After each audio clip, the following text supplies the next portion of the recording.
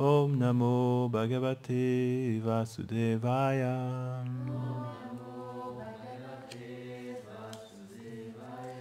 Om Namo Bhagavate Vasudevaya.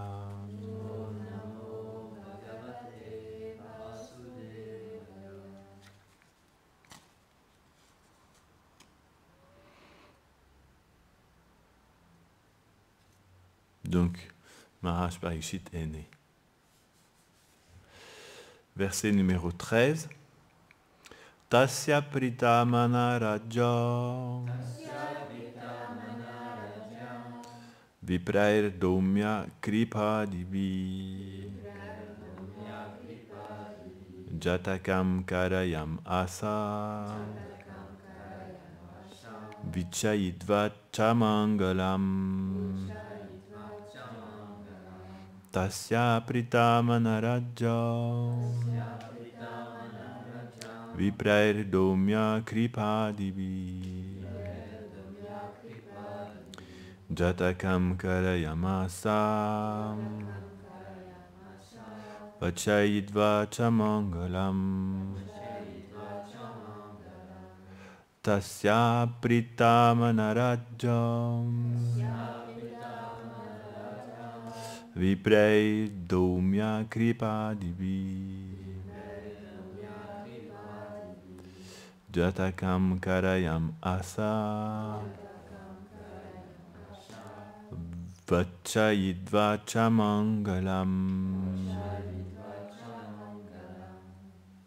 Mangalam. C'est de bon augure quand quelqu'un comme Maharaj Parikshit apparaît. Le roi Yudhishthir devint enchanté à la nouvelle de la naissance de l'enfant. Pritamana, ça veut dire son mental est devenu enchanté. Il fit chanter des hymnes propices et accomplir les rites de naissance par des brahmanas tels que Domya et Kripacharya. La naissance de Maharaj Parikshit est propice, Mangala, et en plus de ça, il fait chanter des hymnes propices. Mangala, sous Mangala. Ça devient comme ça encore plus propice. Le mot Mangala est très important dans notre vie. Parce qu'on a besoin des choses qui sont de bon augure, qui sont propices pour nous aider. Parce que notre situation dans ce monde n'est pas très propice. Elle est amangala. On vit dans une situation amangala. Pour se sortir de cette situation, on doit essayer d'être en contact avec des choses qui sont propices. Comme ça, ça va inverser le mécanisme. Et on pourra peut-être voir notre vie devenir de bon augure. Mangalam.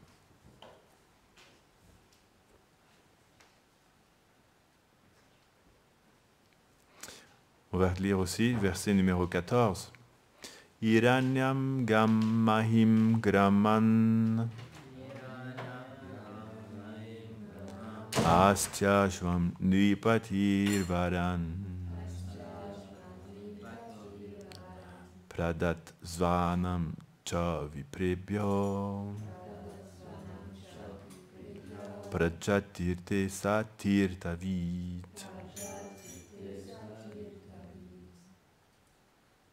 Pour la naissance de son enfant, le roi Yudhishthir, qui connaissait le mérite des dons en de telles occasions, fit d'innombrables présents d'or, de vaches, de villages, d'éléphants, de chevaux de la meilleure race et de bonne nourriture aux brahmanas. Il donnait des villages comment on dit, en présage, il donne au brahmana un village. Tiens, je te donne un village. Tu peux donner une vache, mais tu peux donner un village aussi. En charité. Voilà, exactement. Commentaire. Le roi Yudhishthir savait comment faire la charité à des êtres évolués spirituellement, d'une manière qu'elle soit fructueuse et qu'elle aide leur propre élévation spirituelle. Oma Ganatimirandasya Ganam Janam Shalakaya Chakshurunmilitam Yena Tasmai Shri Gurave Namaha Shri Chaitanya Manobhistam Stapitam Yena Bhutale Swayam Rupa Gadamahyam Dadati Svapadantikam Namo Mahavadanyaya Krishna Prema Pradayate Krishnaya Krishna Chaitanya Namne Goradvishe Nama Sri Krishna Chaitanya Prabhu Nityananda Shri Advaita Gadadara Shri Vasadi Gaura Bhakta Vrinda Hare Krishna Krishna Krishna Hare Hare Hare Rama Rama Rama Hare Hare Vanshakalpa tarubhyascha kripa sindubhya eva cha patitanam pavanebhyo vaishnavibhyo namo namaha mukam karoti vachalam pangum rangayate girim yat kripam tamaham vande shiguru dinataranam. On appelle Mangala Charanam. Donc, on récite les prières Mangala Charanam. Même raison, encore Mangala, pour appeler la bonne augure. Avant de parler, avant de faire quoi que ce soit, on récite. Quand on écrit un livre, au départ on commence Mangala Charanam. Charana veut dire les pieds, Mangala veut dire de bonne augure. Parce que nous offrons notre hommage à ceux dont les pieds sont de bon augure. Il est de bon augure de se souvenir des pieds de Sri Rupa Goswami. Dadati Svapadantikan. Quand donc m'accordera-t-il le refuge à ses pieds pareils au lotus? Shri Chaitanya Manobhistam Stapitam Yena Bhutale Zwayam Rupa Kadamahyam Dadati Svapadantikam. Donc c'est une pratique spirituelle que les gens ignorent, complètement ignorée de nos jours. Le fait de méditer sur les pieds des Vaishnavas et du Seigneur suprême. Non, personne. Les gens méditent sur des tas de trucs complètement nuls. J'ai déjà fait des méditations guidées avec des yogis et tout ça. C'était tellement ennuyeux. Mais ils ignorent tous. Il n'y a personne qui médite sur les pieds pareils au lotus des Vaishnavas. Or, c'est la méditation la plus puissante qui existe.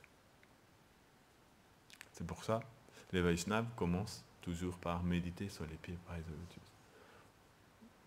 Comme on dit chaque matin, Shri Guru Sharana Padma, Kevala Bhakati Sadma, Vandomui Savadana Mate. Vandom veut dire j'offre mes prières, mais ça veut dire aussi je médite avec grand soin et grande attention. On dit en bengali Savadana. Savadana veut dire en faisant très très très attention, comme si c'est quelque chose de très spécial. Quand on va faire quelque chose de très spécial, on fait très attention, non? Comme quand on doit aller sur l'autel, on doit se prendre une douche, se purifier, mettre des habits propres et tout ça. Ça sert beaucoup pour nous mettre dans un état d'esprit où on fait très très attention à ce qu'on va faire. En plus, on est déjà tout propre, c'est pas grave, on refait encore Ashman. Pour ça, on est déjà tout propre. Il faut quand même faire encore Ashman pour se purifier davantage. Et après que Ashman est fini, on récite encore des prières. Om Tad Vishnu Paramam Padam Sada Pashanti Suraya. Pour se purifier encore, on purifie le corps en prenant une douche et en mettant des habits propres. Ensuite, on purifie le corps subtil en faisant Vishesha Ashman. Om Kishavaya Namaha. Par les mantras, on purifie notre corps subtil. Et ensuite, par des prières, on purifie notre cœur aussi. Et encore, je vous ai simplifié la procédure dans notre... Normalement, il y a encore d'autres prières de purification qu'on fait avant de rentrer sur l'autel. On appelle Bhuta Shuddhi. On fait des prières pour renvoyer les fantômes. Atma Atma Shuddhi peut-être. On fait des prières pour purifier notre cœur supplémentaire aussi. Comme ça, quand on arrive sur l'autel, on est dans un état d'esprit où c'est très spécial. Et quand on est dans cet état d'esprit où c'est très spécial, obligatoirement, on est plus réceptif à un échange, pour un échange. Donc ça va d'Anamati. Il dit, c'est Narottam Das Thakur qui a écrit ce chant-là. Shiguru Sharana Padma. Les pieds pareils au lotus de Guru sont comme un lotus. Les pieds du maître spirituel sont comme un lotus. Ils sont comparés à un lotus. Kevala Bhakati Sadma. Et c'est dans cette fleur de lotus, au cœur de cette fleur de lotus, que demeure. Sadma, ça veut dire la demeure. Là où réside quelque chose. Il réside Kevala Bhakati, la pure dévotion. Bhakti, c'est-à-dire le sentiment de dévotion pour Krishna. Et Kevala veut dire unalloyed, sans mélange. Comme vous savez, les métaux, il y a le processus de les faire chauffer très très fort pour les purifier. Quand on fait chauffer l'or à des milliers de degrés, chaque métal a différentes températures de fusion. Quand il arrive à la température de fusion, ça purifie toutes les impuretés qui sont dans l'or puisqu'elles brûlent. Mais l'or, lui, il ne brûle pas. Il ne part pas en fumée, il reste là. Donc après, quand il se refroidit, l'or est devenu de l'or pur. Le feu purifie. C'est pour ça qu'on appelle ça le feu de la purification. Notre cœur aussi doit passer par le feu. Pour que toutes les petites débris qui sont là, tu sais, ils vont partir en fumée comme ça. Après, ça devient de l'or pur. Donc les pieds pareils lotus des Vaishnavas, quand on dit Sri Guru, quand Narottam dit Sri Guru, ça veut dire le Sri Guru dans son ensemble. Ça veut dire tous les Vaishnavas, ça veut dire aussi Sri Nityananda, ça veut dire Krishna, ça veut dire Radha, tous les associés éternels et le Seigneur suprême lui-même, Sri Guru. Ils sont tous des représentants du principe de Sri Guru. Donc à leurs pieds, nous offrons nos hommages. C'est extrêmement puissant d'offrir ces hommages aux pieds pareils au lotus des Vaishnavas et des associés du Seigneur. C'est-à-dire que ça détruit tous les obstacles. Tous les obstacles qui peuvent exister sont balayés.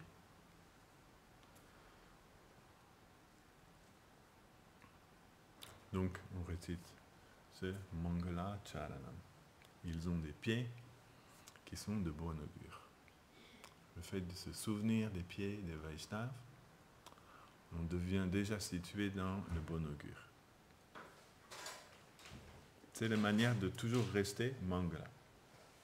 On peut rester 24 heures sur 24 situé dans le bon augure en gardant simplement dans notre mental les pieds des Vaishnavas et les pieds de Gauranga. Gaurangera Duti Pada. Les deux pieds pareils lotus du Seigneur Gauranga. Jaladhana Sampada doivent devenir notre trésor. Dana, c'est le trésor, et Sampada, c'est les possessions, tout ce qu'on possède. Ça doit devenir les pieds pareils lotus de Gauranga. Gaurangera Duti Pada, Jaladhana Sampada. Pour pouvoir faire des pieds pareils au lotus de Gauranga, notre trésor et notre possession, il faut abandonner toute autre possession. juste garder deux choses. Tu sais, quand tu déménages, tu mets toujours des choses de côté, non? Tu réalises ça, ça va, j'en ai plus trop besoin. On peut jeter. Non, on ne peut pas tout garder. Sinon, tu accumules tout. Quand tu auras 60 ans, tu vas avoir une pile énorme. Quand j'étais jeune, j'avais un ami qui habitait à Saint-Germain-en-Laye, dans une grande maison. Et sa maison, c'était comme une brocante. Je pense qu'ils n'avaient jamais rien jeté. Ouh là là, chaque étagère était remplie de 100 objets au moins. Chaque armoire était remplie de plein de choses. Il y avait des choses partout. Tu vois, quand tu vas dans une brocante, sa maison, son salon, sa chambre, tout était comme ça, entièrement. C'était une vraie brocante. Et il avait 2 gros chiens, des Terre-Neuve. Vous connaissez les Terre-Neuve? Ils sont grands comme ça, longs comme ça.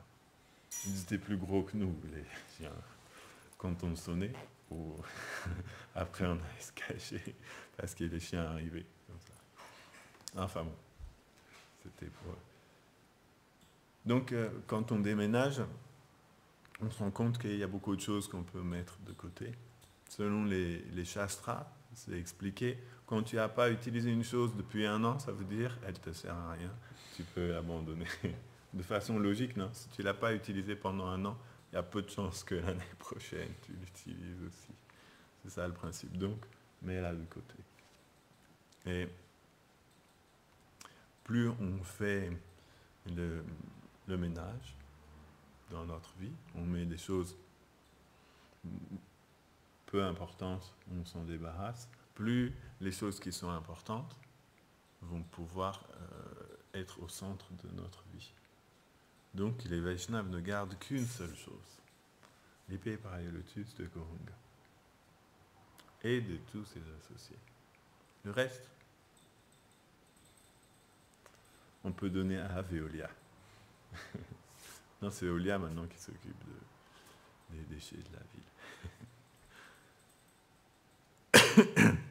Celui qui fait ça, Narottam Das Thakur dit, il a tout compris. Jaradana, c'est Jane Bhakati Rasasa.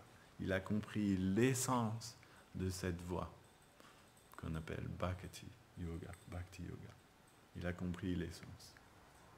À partir de là, tout le reste va se dévoiler dans sa vie. Parce que les pieds par les lotus de Gauranga sont sous Mangala. On peut dire Mangala, on peut dire sous Mangala.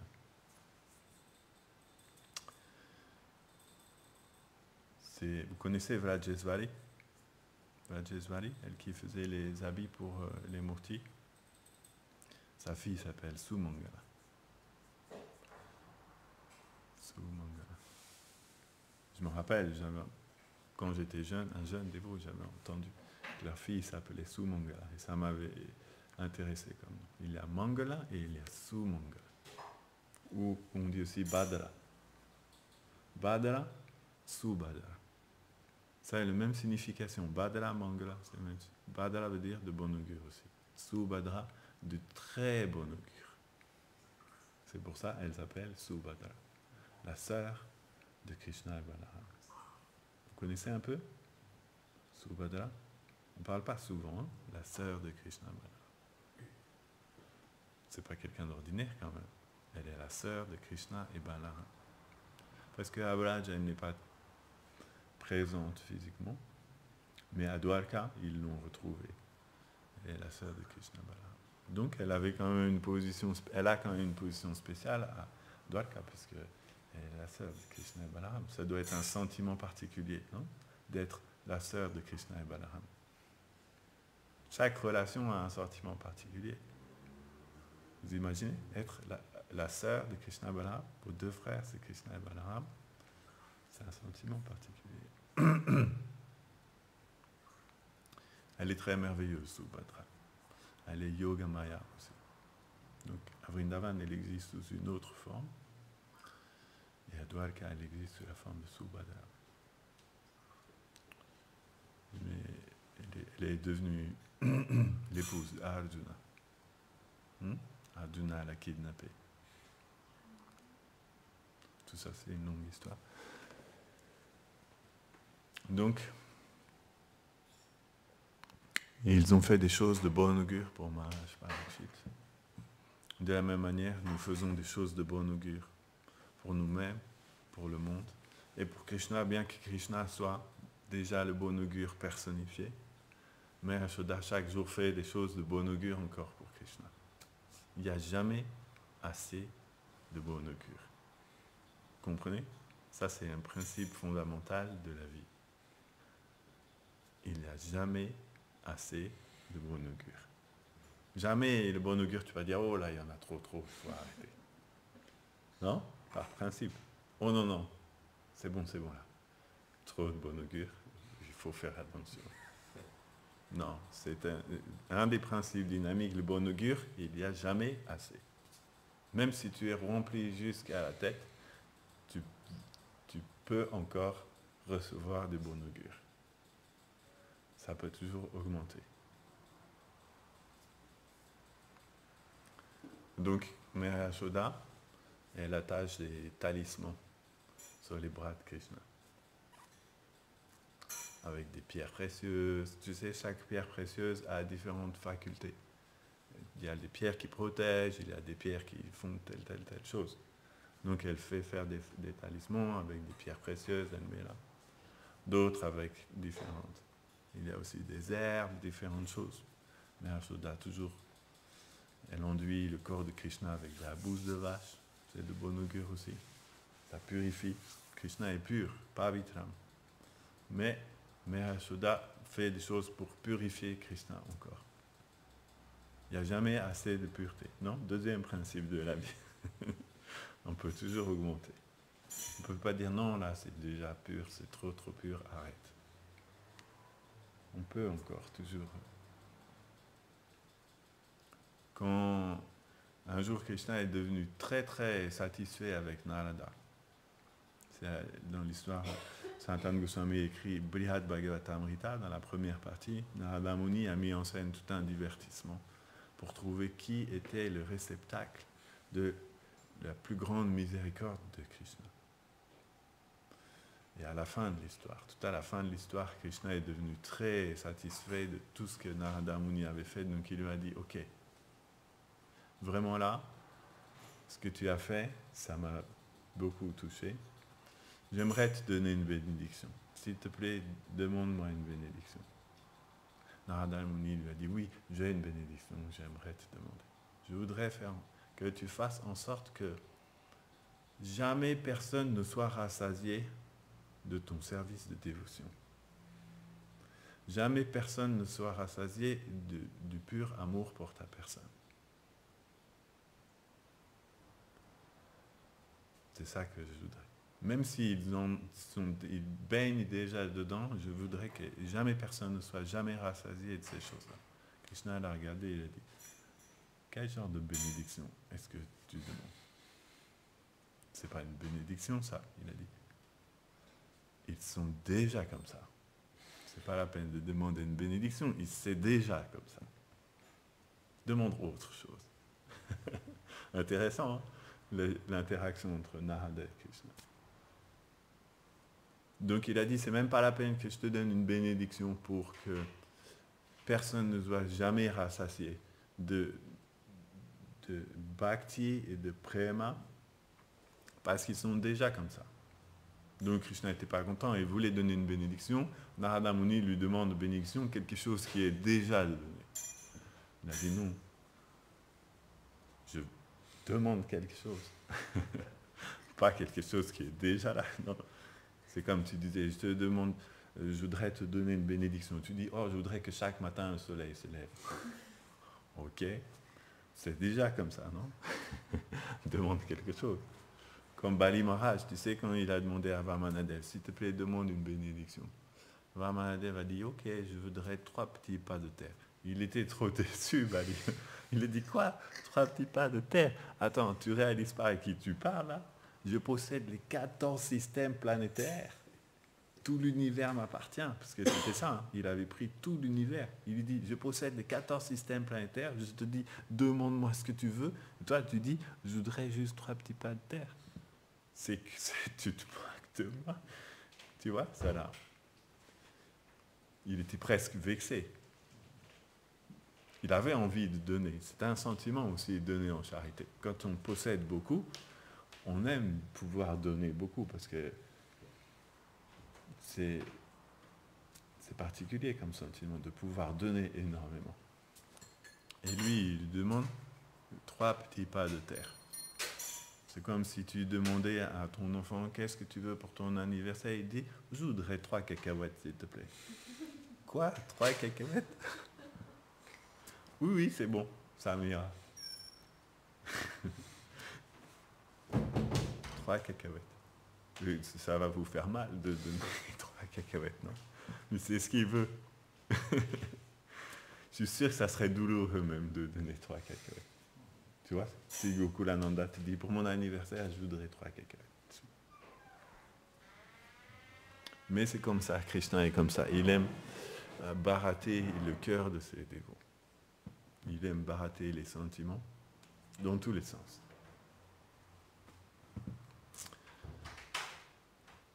Pourquoi je disais ça?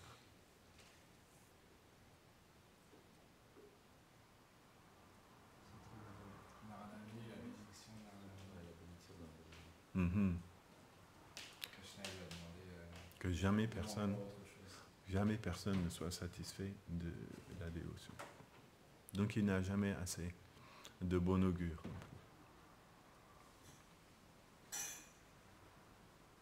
Le Seigneur Chaitanya est la bonne augure,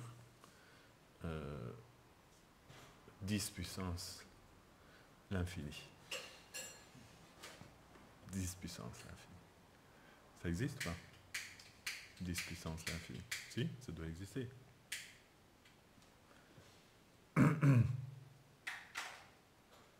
La plus grande bonne augure qui existe. À tel point que les Vaishnavas nous expliquent que, en fait, Krishna est comme une mangue qui n'est pas mûre. Et Gauranga est comme une mangue, et comme cette même mangue qui est devenue mûre. C'est osé quelque part de dire ça. Mais les Vaishnavas, ils peuvent tout oser. Ils n'ont peur de rien. Parce que Krishna est leur ami. Ils ont dans leur cœur prema, l'amour pur pour Krishna. Donc ils ne peuvent pas offenser Krishna. Tout ce qu'ils disent, c'est pour rendre encore Krishna encore plus merveilleux. Donc c'est encore plus merveilleux de penser ça. Bien que Krishna soit le Param Satyam, la suprême vérité absolue, cependant il peut devenir encore plus merveilleux. Lorsqu'il prend le sentiment de Radharani, il va devenir encore plus sublime. Ainsi, Gauranga est obligatoirement encore plus beau que Krishna, parce que la beauté de Radharani est venue aussi s'ajouter. Pourtant, dans l'absolu, ce n'est pas possible non plus d'être plus beau que Krishna. Mais c'est comme ça. Au niveau de l'absolu, c'est comme ça. Il n'y a jamais suffisamment, il n'y a jamais assez de beauté. C'est pour ça que Krishna est exponentiel, qu'il augmente toujours. Parce que sinon, il ne pourrait pas être infiniment facile.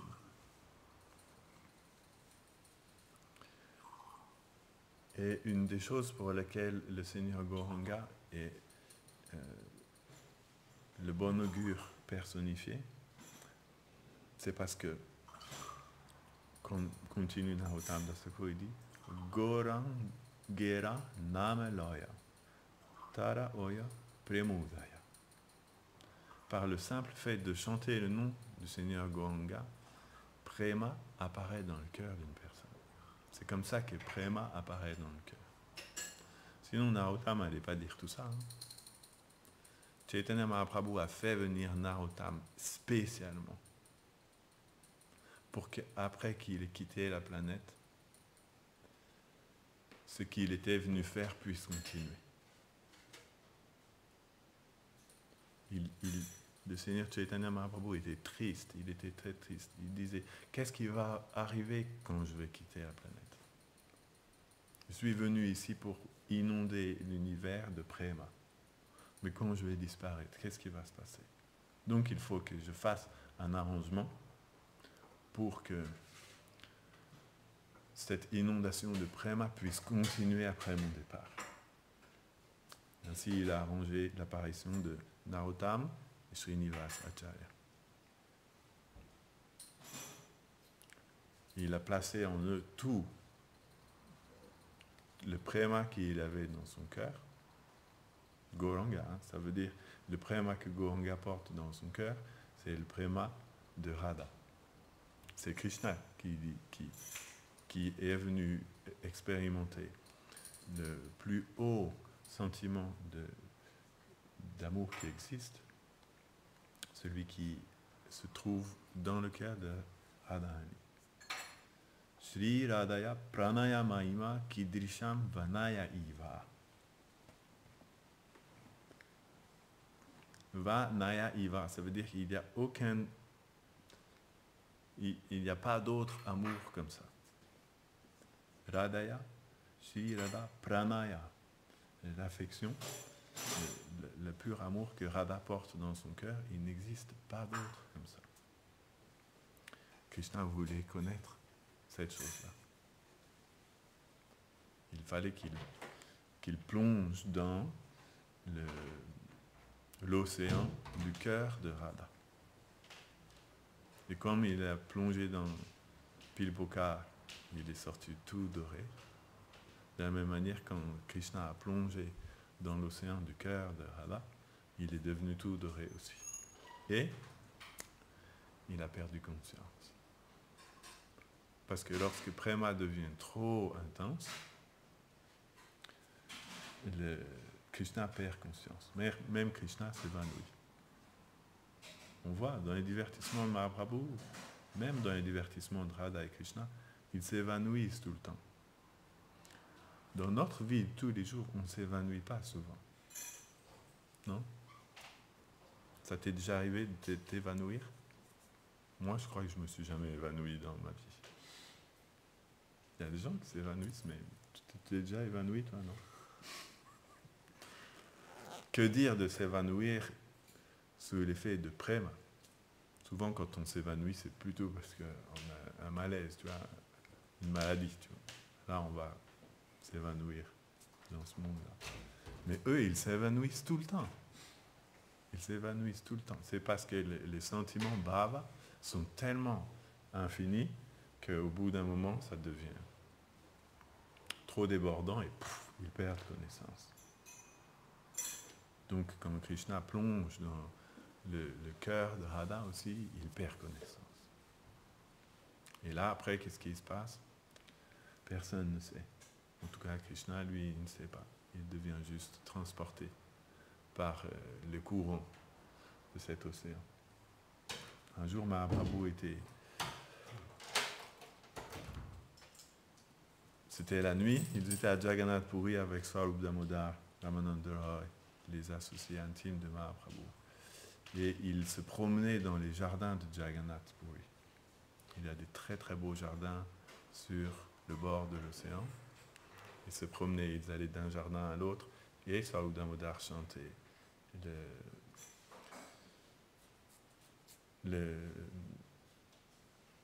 les chants qui décrivaient les divertissements de Radha et Krishna. Soit il chantait les Bhagavatam, Srimad Bhagavatam, il chantait les versets de la danse rasa, Swarup Damodar chantait.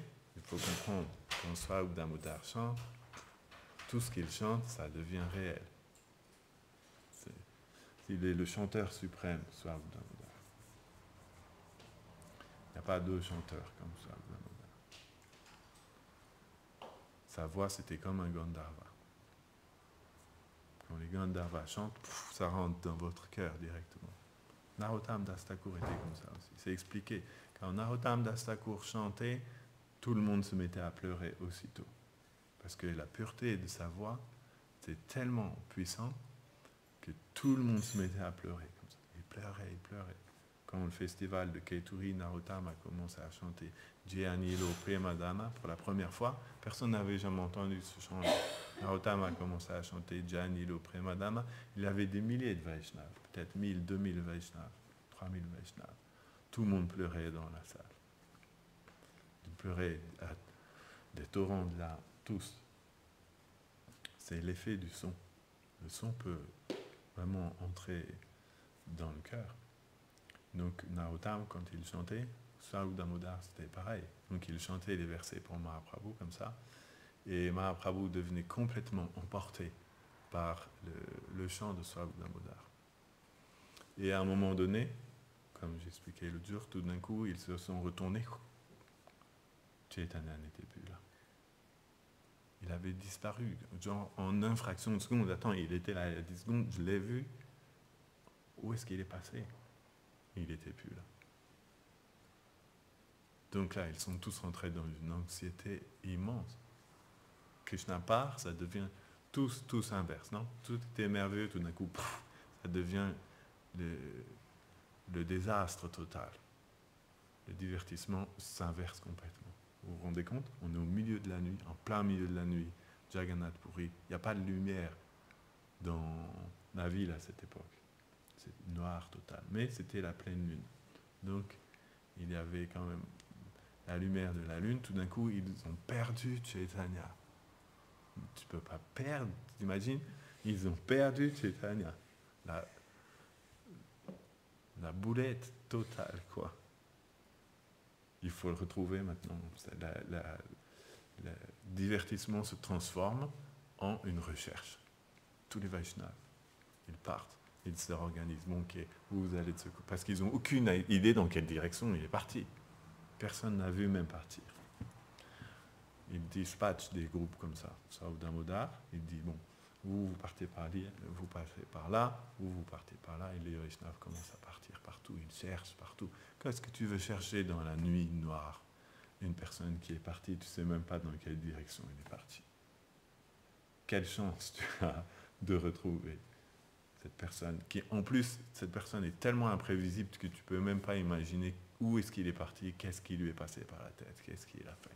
Ils ont cherché toute la nuit, ils n'ont rien trouvé. Rien.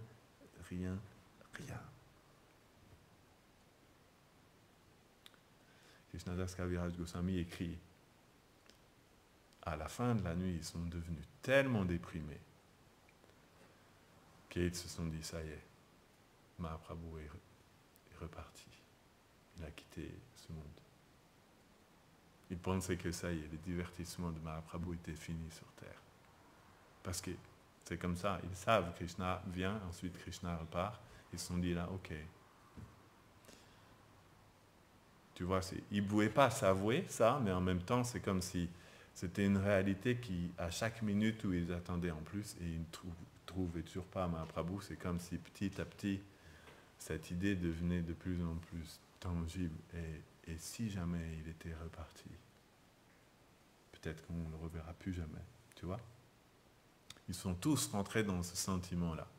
Donc ils cherchaient, mais en même temps, ils pleuraient. Parce qu'ils sentaient dans leur cœur que ça y est, il est reparti. On ne va plus jamais le voir. Mais quand même, Krishnadas Kaviraj Goswami dit, il ne pouvait quand même pas s'empêcher de continuer à chercher. Parce qu'il se disait en même temps, et si jamais il n'était pas encore reparti, peut-être il était quelque part, on va continuer de chercher. Le jour s'est levé, ils continuaient de chercher, comme des fous, quelque part. Tous, ils étaient complètement désespérés. Ils avaient dans leur cœur l'espoir que c'était pas vrai, que Mahaprabhu n'était pas reparti, était devenu grand comme ça. Il restait encore quelque chose, mais ça s'est frité de plus en plus d'instant en instant. Vous imaginez? Ils se sont dit, ok. Petit à petit, il rentrait dans cette acceptation que, bon, tu sais, il faut accepter, c'est comme ça, donc qu'est-ce qu'on peut faire? Et en même temps, il ne pouvait pas s'arrêter de continuer à chercher. Mahaprabhu avait disparu. Qu'est-ce que Mahaprabhu avait fait? Il avait couru à la vitesse du mental, il était parti en courant. Il avait foncé dans l'océan. Ils n'avaient rien vu parce qu'ils n'étaient pas très loin de l'océan, le jardin où il était. Mahaprabhu, tout d'un coup, il avait un sentiment, il a vu l'océan comme la rivière Yamuna. Donc il a foncé pour aller vers la rivière Yamuna. C'était en pleine nuit. Hein. Là, on revient, flashback, tu sais, pour comprendre le reste de l'histoire. Tu reviens en arrière, on est encore dans la pleine nuit. Mahaprabhu a foncé dans la rivière Yamuna. Il était constamment, tu sais, dans la recherche de Krishna. Donc, s'il voit la rivière Yamuna, obligatoirement, il va vers la rivière Yamuna. Parce que Krishna est Yamuna Jivana. Il est la vie et l'âme de la rivière Yamuna. Il n'est jamais très loin de la rivière Yamuna. Si on entre en contact avec la rivière Yamuna, c'est comme si on entre en contact avec Krishna. Ils ont la même couleur. Et donc, il a couru vers la rivière Yamuna. Quand il est arrivé, c'était l'océan en l'occurrence, mais ça, il n'a pas pu voir. Il était aveuglé par son sentiment. Il est arrivé, il a foncé dans l'océan, il a plongé dans la rivière et il a perdu connaissance. Donc, c'est pour ça qu'il ne trouvait nulle part, il était en train de flotter dans l'eau, quelque part. Personne ne sait où il était. Ils n'ont pas cherché dans l'océan. C'est vaste quand même l'océan pour aller chercher. Mais il avait foncé dans l'eau et il flottait. Tu sais, quand un corps sans vie flotte, c'est pas qu'on le voit très facilement de l'extérieur, surtout pendant la nuit. Parfois, il remontait à la surface, parfois il coulait. Parfois, il remontait à la surface. Mahaprabhu avait complètement perdu conscience. Et eux, ils ont pensé, bon, il a dû quitter ce monde-là.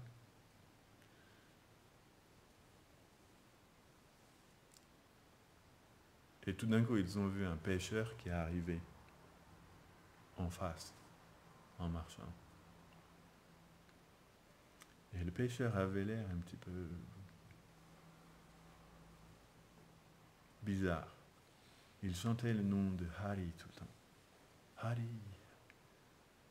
Ils lui ont dit, hé, qu'est-ce qui t'arrive, pêcheur? Et là, le pêcheur leur a avoué qu'en fait,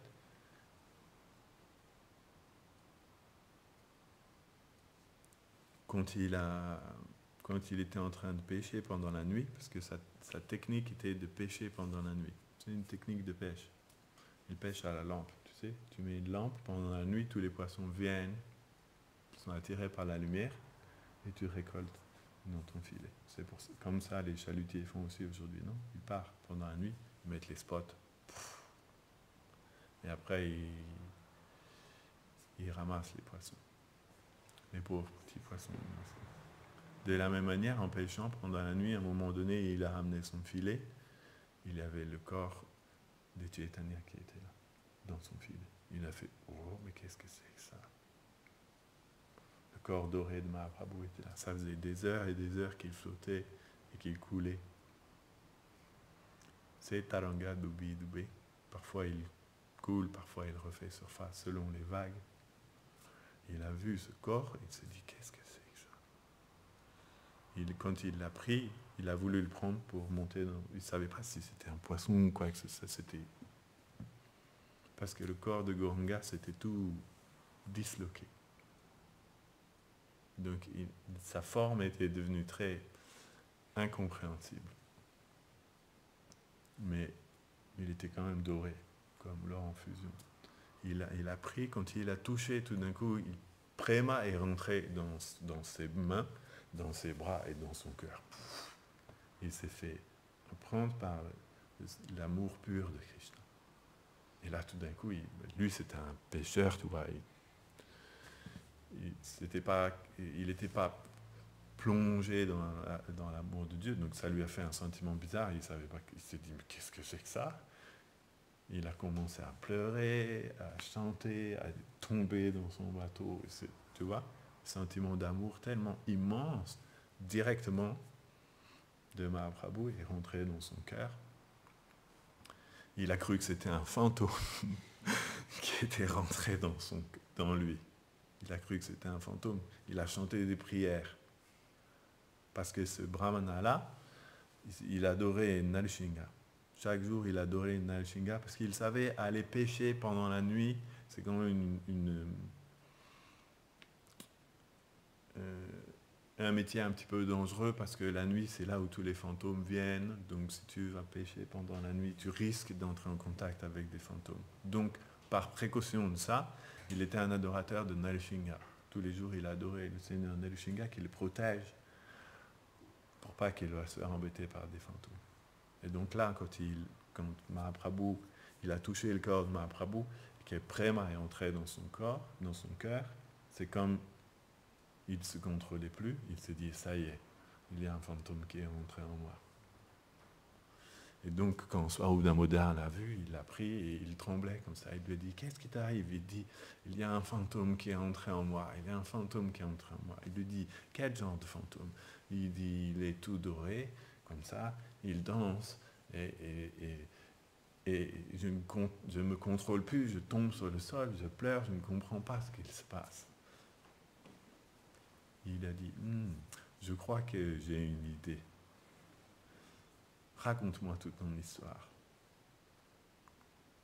Il a manifesté, parce qu'il a vu, tu vois, ce pêcheur-là qui marchait, il avait tous les symptômes d'extase qui se manifestaient dans son corps. Donc Swarup Damodar a dit, lui, il a dû rencontrer Chaitanya. Il lui a dit, écoute, ce que tu as vu, ça n'était pas un fantôme. Tu comprends? C'était le Seigneur Chaitanya. Et là, le pêcheur lui a dit, non, c'était pas le Seigneur Chaitanya. Il a dit, j'ai déjà vu le Seigneur Chaitanya à Jagannath Puri, je sais à quoi il ressemble. Ça n'était pas lui. Là, ce que j'ai trouvé dans mon filet, c'était une forme indescriptible. Il n'avait pas vraiment de... C'était tout disloqué, ce n'était pas le Seigneur Chaitanya. Il dit, je connais le Seigneur Chaitanya.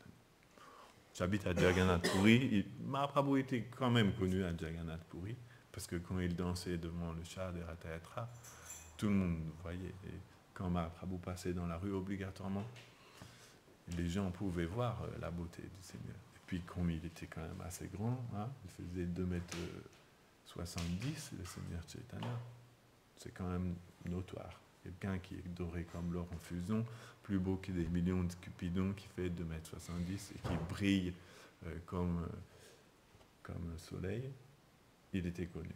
Mais il a dit non, c'est pas le Seigneur Chaitanya que j'ai. C'était une forme étrange. Il a dit, écoute, mais où il est? Qu'est-ce que tu en as fait après? Il dit, je l'ai laissé sur le sable, dans le filet, parce qu'après, avec ce fantôme qui est rentré en moi, je ne savais plus, j'étais perdu. Me voici, maintenant je vous ai rencontré. Ils ont dit, amène-nous jusqu'à lui. Donc ils ont suivi avec le pêcheur, il les a ramenés et ils ont trouvé. Mahaprabhu était là. C'est comme leur vie qui est revenue, tu sais. Ils étaient arrivés jusqu'au désespoir, ils étaient persuadés que Mahaprabhu avait quitté la planète.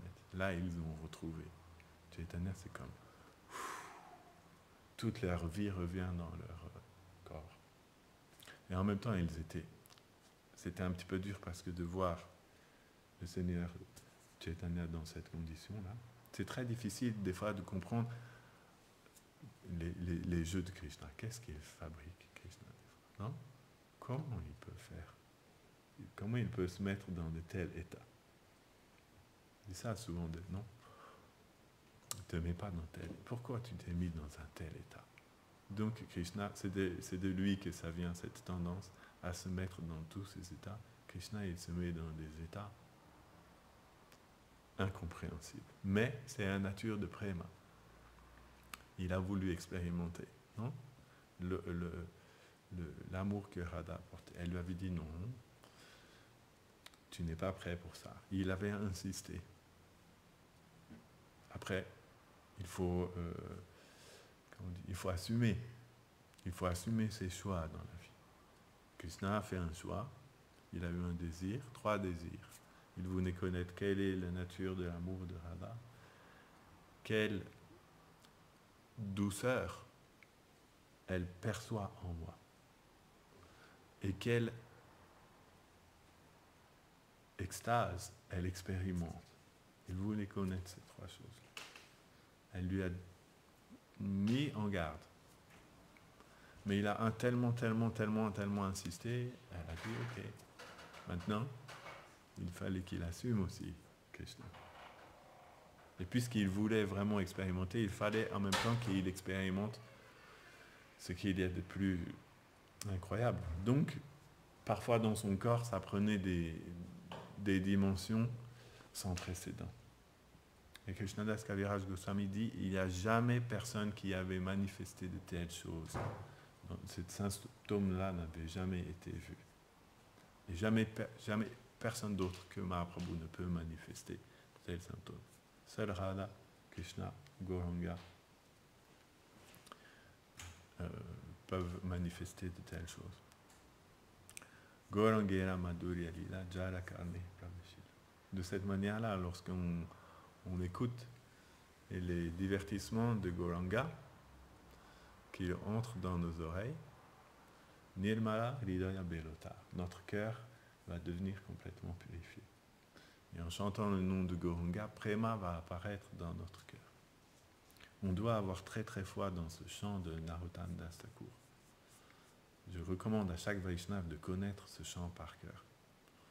Il y a des chants qu'on connaît par cœur, non? Ce chant-là, malheureusement, on ne le chante pas souvent. Mais, parce qu'on ne peut pas tout chanter souvent tous les jours, il est bon aussi dans notre vie d'avoir aussi nos chants, en plus des chants qu'on chante toujours. Parce qu'il y a des chants qui sont d'une très grande valeur et qui valent la peine d'être vécus tous les jours. Ce chant-là, je recommande à tout le monde, Gaurangera Dutipada. Là, on a juste fait le premier verset. C'est Gangera Namaloy Taraoy Premodaya. C'est le but ultime de la vie que nous recherchons. Et Bhaktivinoda Thakur nous dit la même chose. Celui qui chante le nom de Radha et Krishna, très peu de chances qu'il atteigne Prema. Parce que il faut chanter purement pour que Prema se manifeste. Mais comment chanter purement quand on est impur? Quand on vit recouvert par tant d'anartha, quelle est notre chance de chanter purement? Mais il y a une chance, le nom de Gauranga. Parce que le nom de Gauranga ne compte pas les offenses. Et il purifie les cœurs. Donc en fait, en chantant le nom de Gauranga, il va balayer toutes nos impuretés. Comme on ne peut pas commettre d'offense par rapport au nom de Gauranga, ça va nettoyer tout notre cœur. Et Prema va apparaître. Donc le nom de Radha et Krishna va pouvoir prendre tout son potentiel. Donc de cette manière-là, puisque nous sommes dans les choses de bon augure, parlons donc des choses de bon augure, non? Sumangalam. Mahaprabhu est le meilleur augure qui soit. Jai, Grantaraj, Srimad Bhagavatam ki jai.